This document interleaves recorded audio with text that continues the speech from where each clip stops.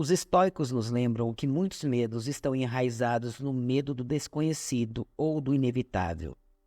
Ao abraçar a realidade como ela é, encontramos poder. Aceitar que algumas coisas estão além do nosso controle nos liberta das garras do medo. A riqueza, a fama, o reconhecimento, todas essas coisas podem ser arrancadas de nós. Os estoicos nos encorajam a encontrar nossa paz interior, desapegando-nos do externo. Quando o medo não pode controlar o que valorizamos, perdemos o medo.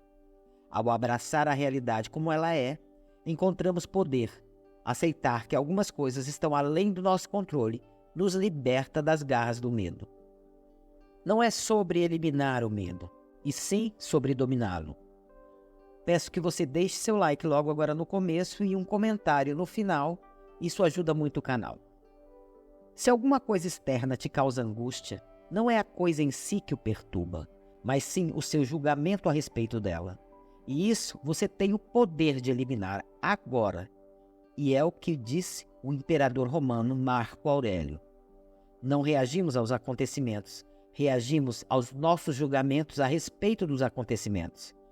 E os julgamentos dependem de nós. Em outras palavras, nossos prazeres, nossos pesares, nossos desejos e nossos medos envolvem 3 estágios, ao invés de 2. Não apenas um acontecimento e uma reação, mas sim um acontecimento, um julgamento ou uma opinião a respeito disso e só então uma reação. A nossa tarefa é perceber esse passo intermediário, compreender a sua irracionalidade comum e controlá-la. Usar nossa razão antes de nossas reações ao que quer que aconteça. Geralmente, nossas reações parecem espontâneas. Elas não parecem envolver nenhum tipo de julgamento. Porém, os estoicos consideram tudo isso uma mentira, uma ilusão. O trabalho de dispersar essa ideia é difícil, porque a mente não é um narrador confiável. Quando o assunto são as origens de nossas reações, ela nos diz que reagimos aos elementos externos. No estoicismo, tentamos aprender a pensar com mais propriedade a respeito dos nossos pensamentos, ensinar a mente a compreender a mente, tornar as águias mais conscientes do céu. Imagine que alguém te insultou. O insulto não tem sentido nenhum para além do que você faz com ele.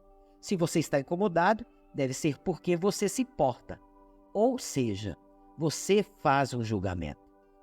Ao invés disso, você poderia decidir simplesmente ignorar, e isso seria o fim do insulto para você. Todo tipo de incômodo que sentimos pode ser visto da mesma maneira. A sogra irritante, a chuva intermitente, o engarrafamento. Se você se sente irritado com essas coisas, é porque está irritado com os julgamentos que faz a respeito delas, que são ruins e que são importantes. Pense comigo. Os acontecimentos em si não obrigam você a pensar em nada disso. Só você é capaz de fazer isso.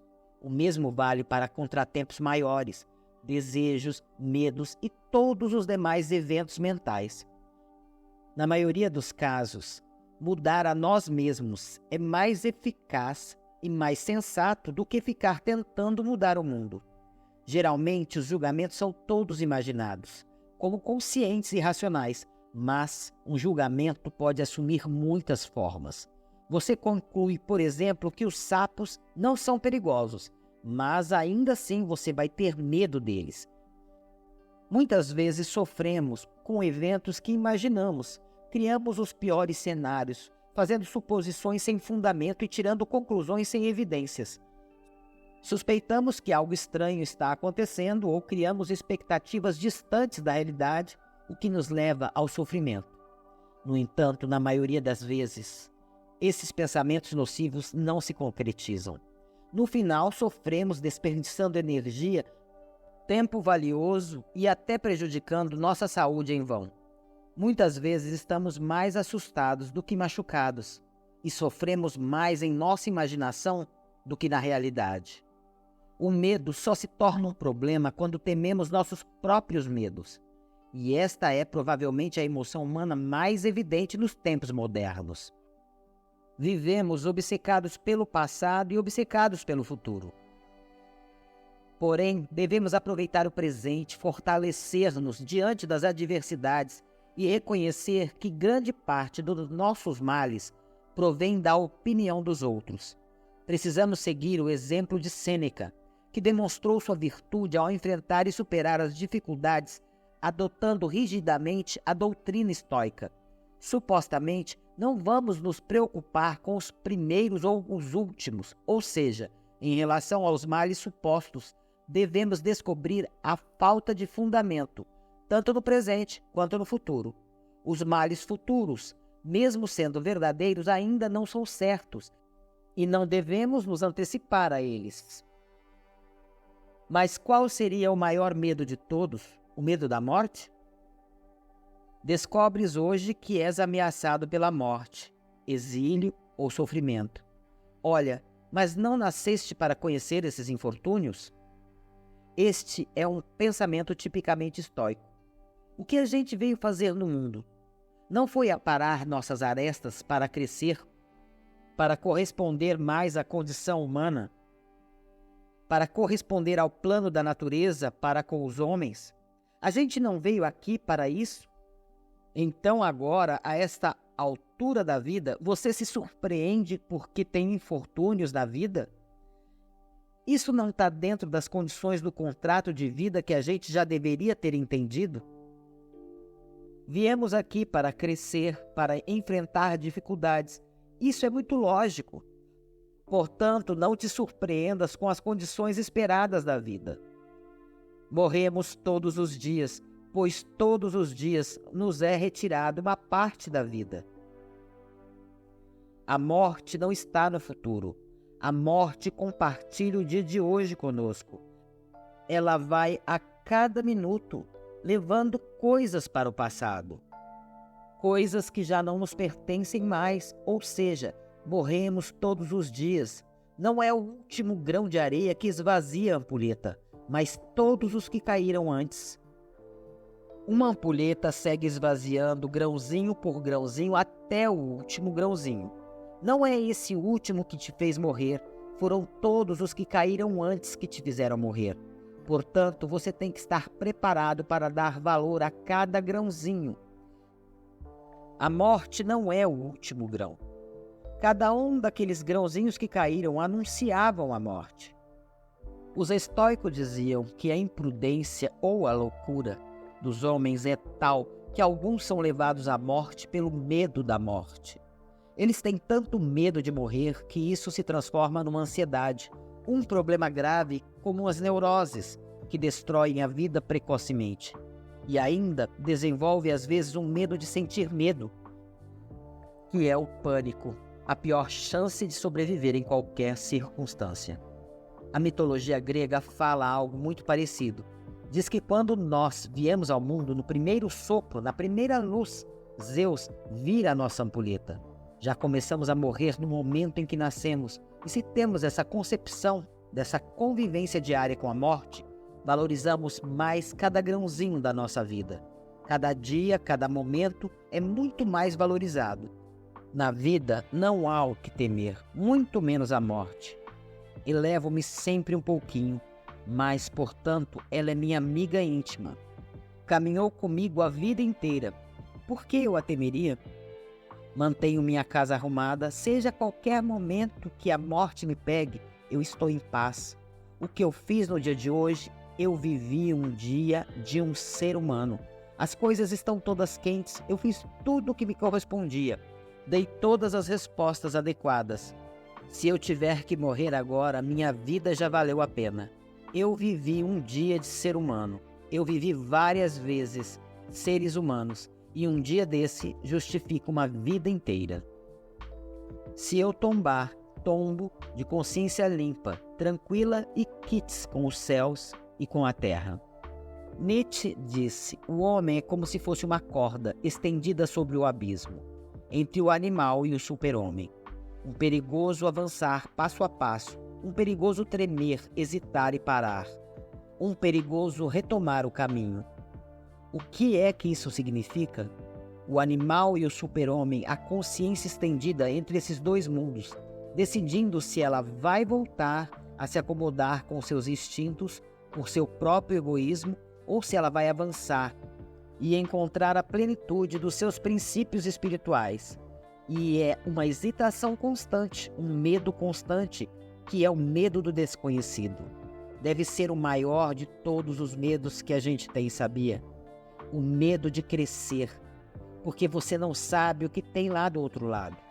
O que está para trás é ruim, mas pelo menos é conhecido.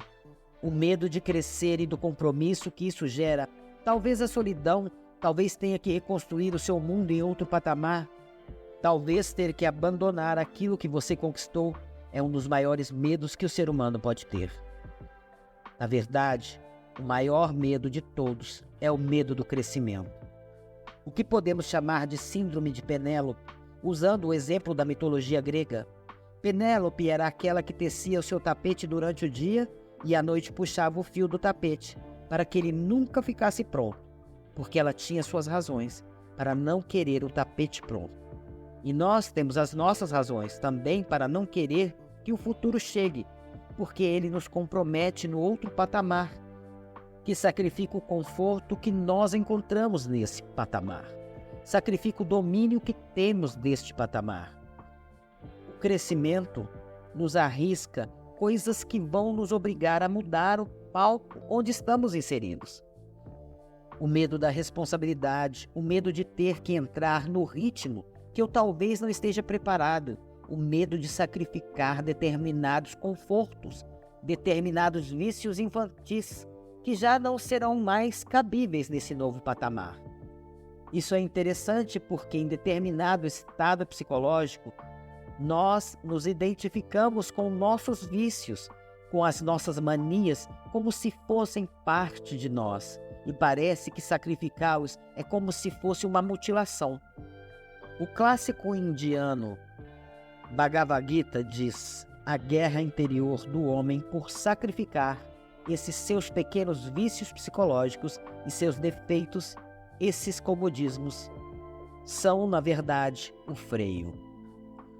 As principais motivações para temer o crescimento são não estar à altura das suas responsabilidades do futuro e também a lei do menor esforço, de não querermos arriscar, perder tudo aquilo que pode não ser perfeito, mas ao qual já estamos acostumados. Com o medo de nos lançarmos à frente, temos que deixar para trás vários pedaços de nós mesmos, porque em geral é assim o processo. É como se fosse uma purificação. Vamos deixando pedaços que já não eram nós, eram aderências, mas nós estamos tão apegados a eles que os vemos como pedaços de nós mesmos, deixando para trás no caminho. Bhagavad Gita fala dessa luta interior, onde o personagem principal, Arjuna, luta contra os seus próprios defeitos, luta contra os seus próprios vícios para sair vitorioso ao final. E essa vitória é como ser humano melhor, mais preparado para o outro patamar. Tememos isso e, ao mesmo tempo, tememos deixar o status quo, a maneira como a gente vive atualmente. Estes são medos a serem confrontados, criados no campo da imaginação. Precisamos da ousadia de dar um passo adiante, porque se não vamos por conta própria, por nossa própria vontade, a vida nos empurra, o tempo vai nos empurrando para outras circunstâncias e vai nos obrigando a mudar, talvez não da maneira que sonhávamos, talvez não na direção que desejávamos. Por isso, é sempre melhor que tomemos a iniciativa. Se você gostou desse vídeo, curta, comente e compartilhe. Se você não for inscrito, inscreva-se.